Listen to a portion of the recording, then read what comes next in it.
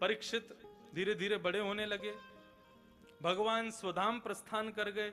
अर्जुन ने आकर के जब ये बात पांडवों को बताई, तब पांडवों ने परीक्षित को राजा बना करके पांडव स्वर्गारोहण को प्रस्थान कर गए।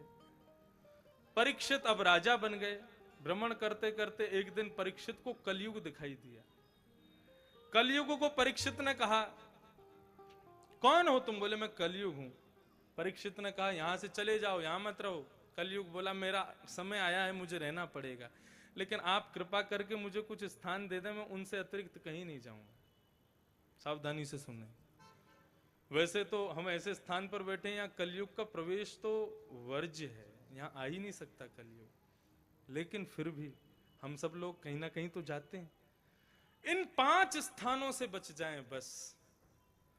और मैं खुल करके कह दूं इस बात को, इन 5 स्थानों से जो बच गया वो व्यक्ति कलयुग में नहीं है, वो सतयुग में जी रहा है। आजकल के बच्चे जो भी यहां बैठे हैं वो तो बड़े सावधानी से सुने। कलयुग धर्म हमारी शरण में है, हमको उसकी रक्षा करनी है, तो इन 5 स्थानों से बचो। कौन कौन से? द्यूतम पानम स्त्रिय सूना, और 5वां स्थान अनीति का धन। एक बात कहें आपसे, घबरा जाओगे इस बात को सुन के। कथा में यदि कोई भी स्थान वर्ज्य बता दिया और आपने कथा में सुन लिया और सुनने के बाद भी उस स्थान पर गए, तो पाप 4 गुना होकर के लगता है। इसलिए पहले से ही विचार कर लें, या तो कान पे उंगली लगा लो, बोलो मैं सुनना ही नहीं क्योंकि मैं बच ही नहीं सकता इससे। और यदि सुनने बैठ रहे हो तो फिर याद रहे, यहां से बाहर निकले और कभी भी इन 5 स्थानों का दर्शन भी हो जाए ना, तो रोम रोम चीखना चाहिए, बेटा जाना नहीं, सुन के आए हो तुम। और पहला स्थान है जुआ, द्यूतम। हमारे श्रीनाथ जी की गृहिणी है लक्ष्मी। श्रीनाथ जी के दर्शन करते हो, लेकिन उनकी पत्नी गृहिणी लक्ष्मी को तुम लोग दांव पर लगा देते हो। श्रीनाथ जी कभी दर्शन नहीं देंगे अपना, और दर्शन देंगे भी तो विग्रह मात्र से देंगे, स्वरूप से कभी दर्शन नहीं देंगे। 1 रुपए का भी असद व्यय ठाकुर जी को प्रिय नहीं है। भगवान कहते हैं मैंने अपनी पत्नी को तुम पर कृपा करने के लिए भेजा और तुम लोग उसका दुष्प्रयोग करते हो। 1 रुपया भी कहीं आप असद व्यय में लगा दो तो बार बार सोचना इसमें लक्ष्मी विराज रही है। एक बार यदि गलत स्थान पर चला गया तो लक्ष्मी अपने संपूर्ण रूप को तुम्हारे यहां से ले जाएगी और फिर कभी लौट करके नहीं आएगी। इसलिए सावधानी रखो। पहले कलयुग का स्थान है जुआ, दूसरा कलयुग का स्थान है मदिरा पान। और पानम के भाव में केवल मदिरा आती है ऐसा नहीं है। मदिरा, मांस, भक्ष, तंबाकू, बीड़ी, सिगरेट सब आता है इसमें। संत जन कहते हैं हमारी जीव यशोदा और कौशल्या से ज्यादा सौभाग्यशाली है। यशोदा ने तो श्रीनाथ जी को एक ही बार जन्म दिया। हम जितनी बार श्रीनाथ नाम बोलते हैं उतनी बार हमारी जिह्वा यशोदा का रूप धारण करके श्रीनाथ जी को जन्म देती है। जितनी बार राम कहते हैं, रघुनाथ कहते हैं, उतनी बार यशोदा हमारी कौशल्या बन जाती है। और सबसे बड़ी बात, इस जिह्वा से कभी एक बार भी भगवत नाम गाया है तो बार बार विचार करना कि इस जिह्वा पर वही वस्तु जाए जो ठाकुर जी को भोग लग सकती है। कहीं पता चल जाए श्रीनाथ जी विराज रहे हैं तो भाई वहां पर अभिषेक दूध, घी, दही, शर्करा, शहद इनसे ही तो किया जाएगा, मदिरा से कौन करता है।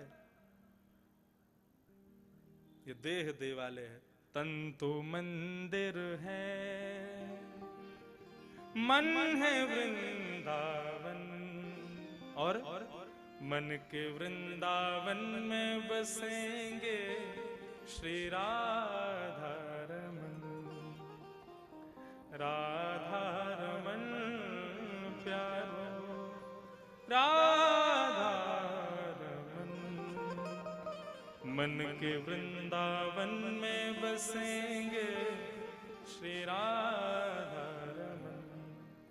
एक पंक्ति और हमने लिखी, वासना को छोड़ दो, भक्ति पथ पे चल, वासना में क्यों पड़े आरती सजल। पास आत्मा मरे नहीं, तन का हो निधन, मन के वृंदावन में बसेंगे श्री राधा रमन।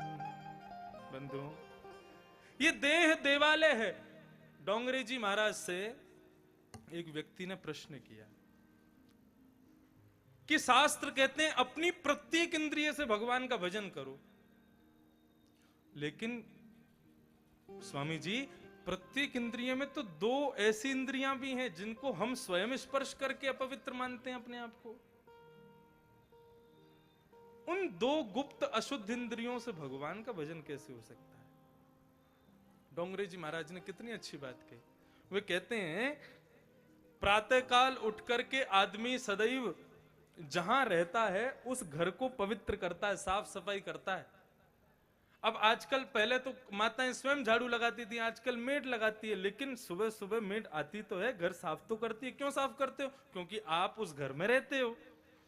ठीक उसी प्रकार डोंगरे जी कहते हैं कि मनुष्य के हृदय में भगवान विराजते हैं। ईश्वरः सर्वभूतानां हृदय से अर्जुन तिष्ठति।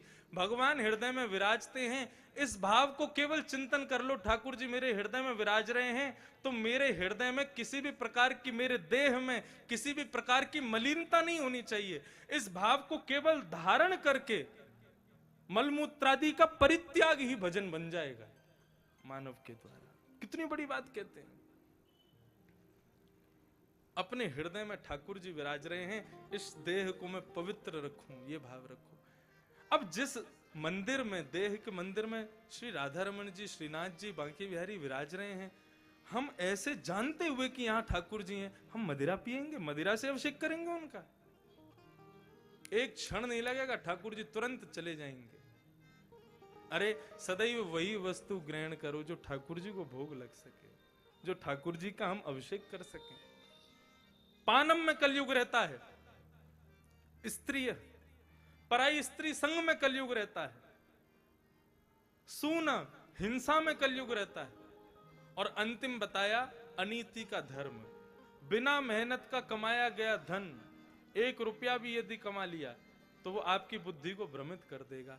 इन 5 स्थानों में से एक स्थान पर भी जो जाता है वो पूर्ण रूपेण पाप कर रहा है और कलयुग में निवास कर रहा है। मैं नहीं कह रहा, भागवत जी कह रहे हैं। और केवल इन स्थानों पर जाने वाला पाप करता है ऐसा नहीं है, इन स्थानों पर जाने वाले का जो संग करता है वो भी पाप का भागी है। आज ही छोड़ो। और जो इन स्थानों पर नहीं जाता है वो कलयुग में है ही नहीं, वो तो सतयुग में जी रहा है, वो तो द्वापर में जी रहा है, वो त्रेता में जी रहा है। कितनी बड़ी विडंबना की बात है। कलयुग केवल 5 स्थानों पर है, फिर भी कितना प्रचंड है, और भगवान सब जगह फिर भी कोई बचता ही नहीं।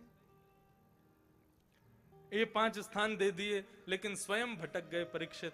अपने मस्तिष्क पर जरासंध का मुकुट केवल देखने के लिए कि मैं कैसा लग रहा हूं धारण किया। अनीति का जैसे ही मुकुट धारण किया, कलयुग हृदय में प्रवेश कर गया। आखेट को वन में गए, एक संत से जल मांगा, नहीं दिया तो गले में मरा हुआ सर्प डाल दिया। संत के पुत्र श्रृंगी ने श्राप दे दिया, मैं राजा परीक्षित को श्राप देता हूं, 7 दिन में मर जाएगा।